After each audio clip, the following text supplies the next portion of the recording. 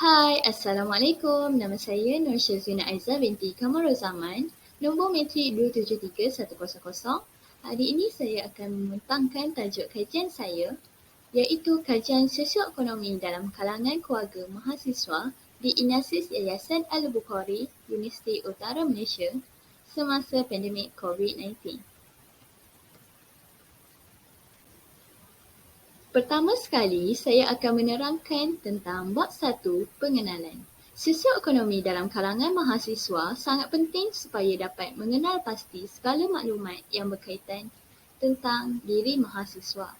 Kita dapat mengetahui mahasiswa yang mengalami masalah kesekitan hidup dari segi kewangan, masalah keluarga supaya mahasiswa ini tidak tercicir dalam pelajaran dan juga akademik.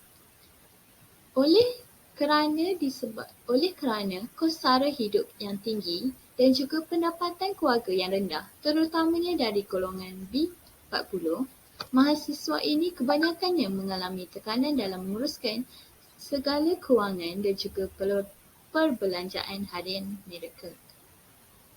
Terdapat juga mahasiswa yang terpaksa mengikat perut demi membayar rumah sewa, terutamanya bagi mahasiswa dari IPTA dan IPTS yang tinggal di kota seperti Kuala Lumpur dan Selangor.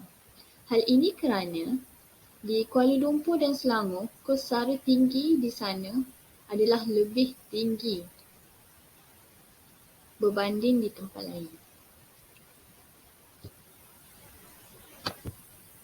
Oleh yang demikian, terdapat mahasiswa yang sanggup bekerja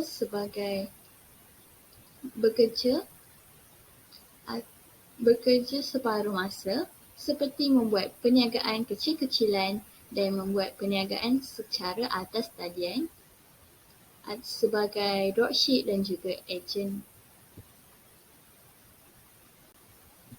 Seterusnya, latar belakang kajian. Dengan keadaan pandemik COVID-19 yang melanda negara menyebabkan sosioekonomi dalam kalangan dalam sesebuah keluarga terutamanya B40 mengalami kesan yang teruk dan paling terjejas semasa wabak ini melanda.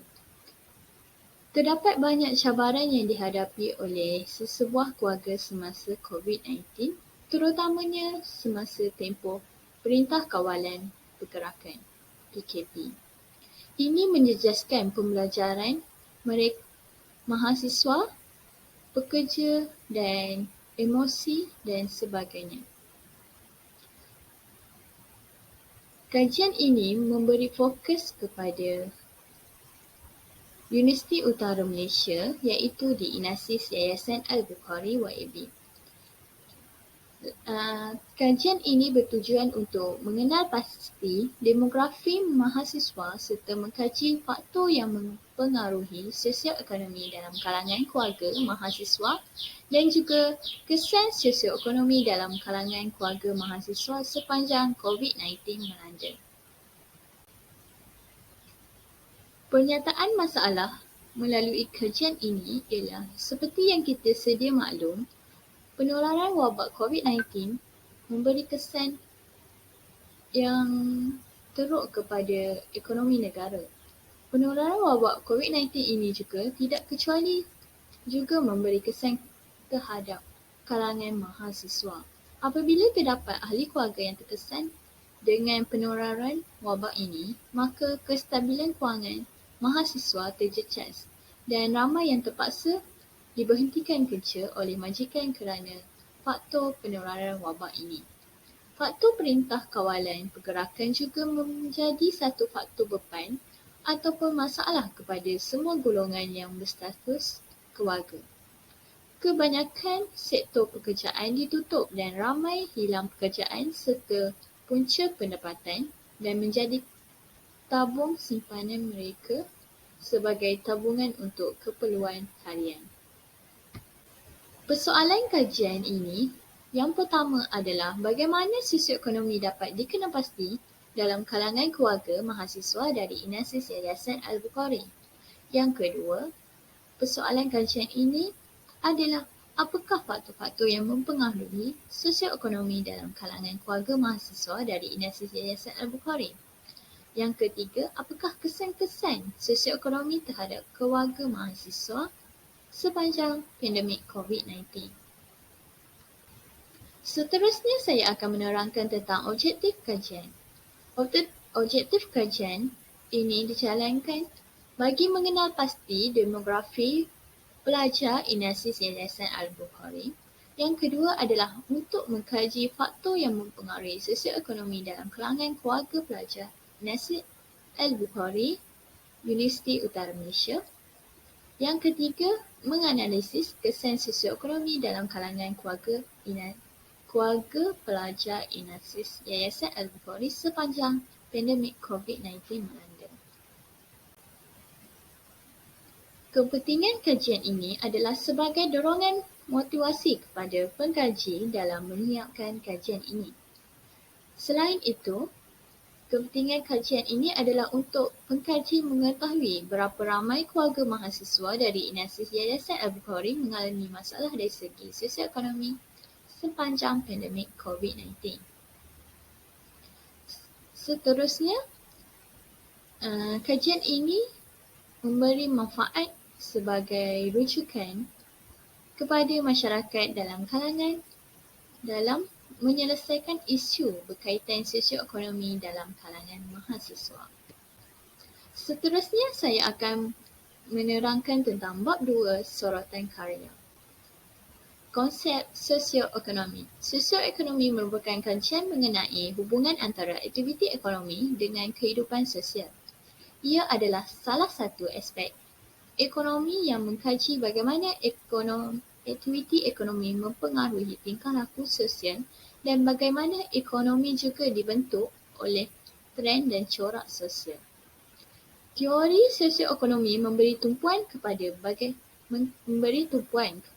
bagaimana ekonomi mempengaruhi corak masyarakat dari segi kemajuan atau kemunduran masyarakat. Sosioekonomi mempertimbangkan keselimpuhan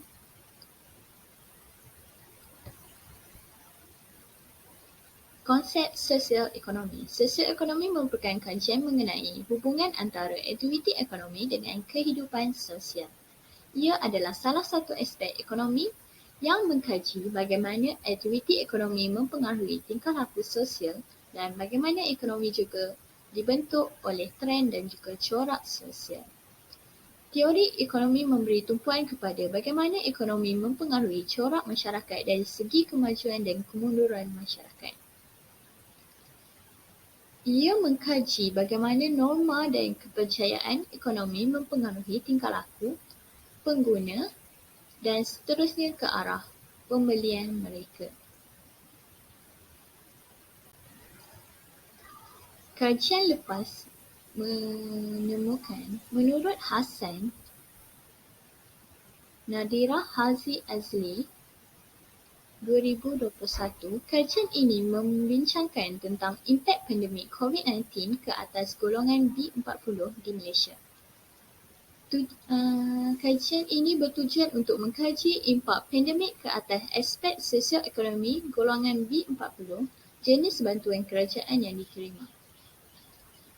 Kajian ini mendapat 141 responden yang terdiri daripada golongan B40 di Johor Bahru.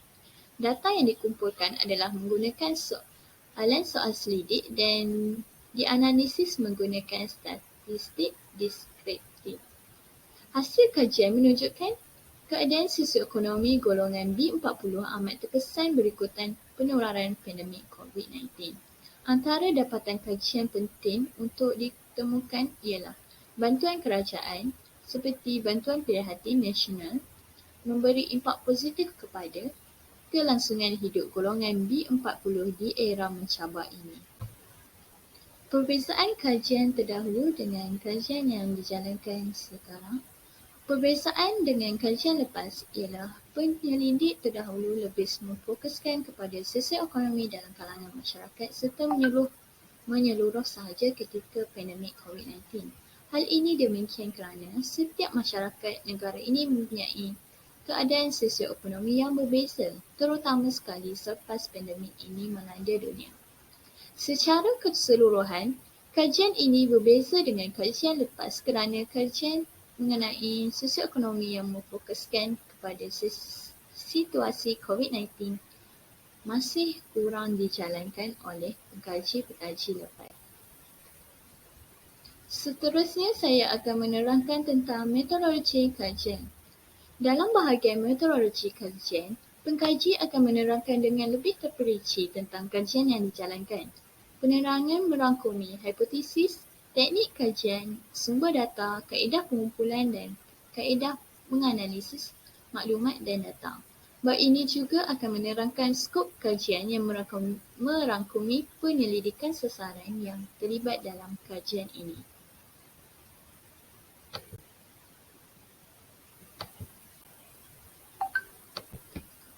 Metodologi kajian.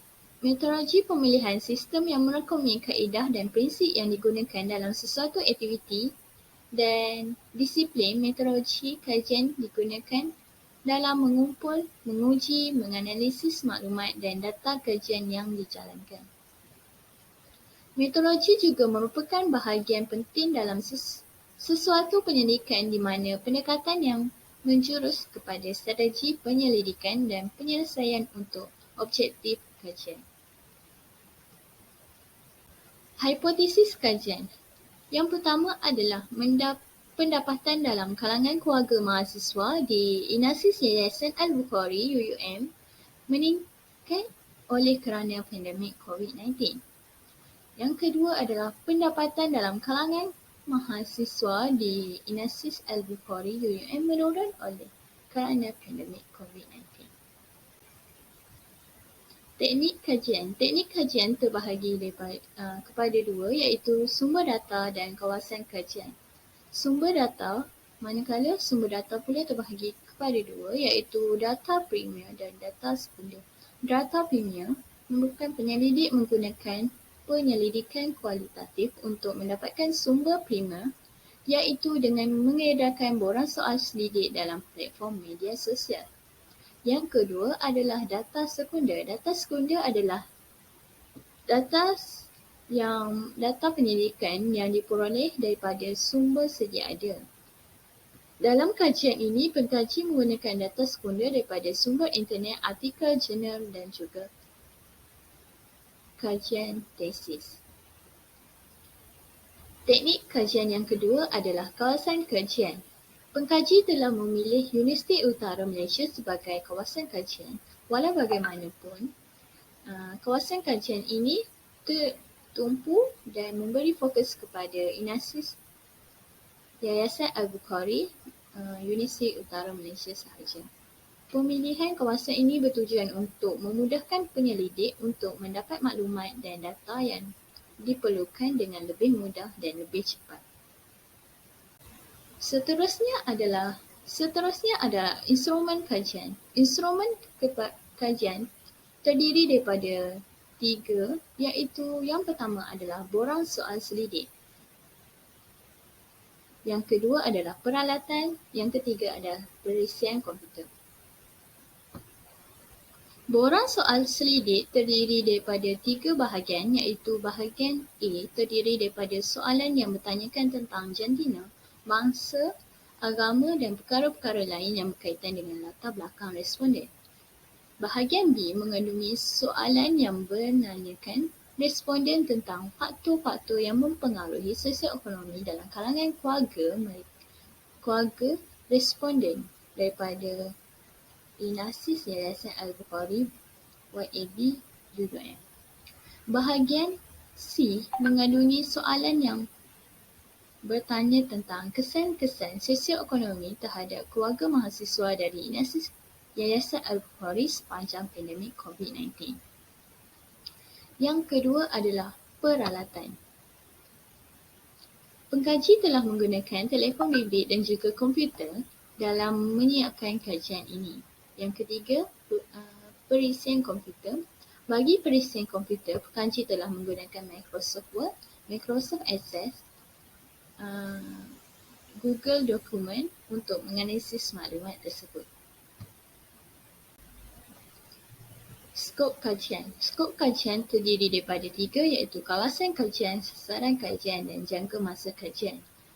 Kawasan kajian ini adalah di lokasi Universiti Utara Malaysia dan memberi fokus kepada kajian ke atas mahasiswa yang tinggal di Inasis Yayasan Al-Bukhari UUM. Sasaran kajian terbahagi kepada 2 iaitu responden dan juga sampel. Responden terdiri daripada mahasiswa yang menginap Inasis Yayasan Al-Bukhari. Sampel kajian ini memberi fokus kepada mahasiswa yang tinggal di Inasis Yayasan Al-Bukhari. Sampel kajian ini tertumpu kepada 100 orang responden.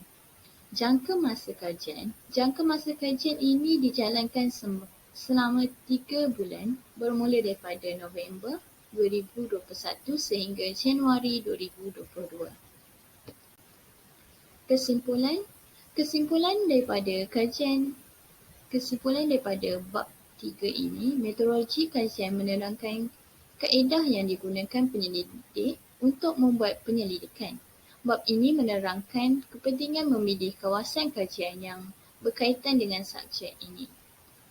Kajian ini juga menggunakan kaedah kuantitatif untuk mengumpulkan data. Kaedah kajian amat penting bagi menjadikan kajian lebih mudah dan sistematik. Sekian daripada saya. Terima kasih.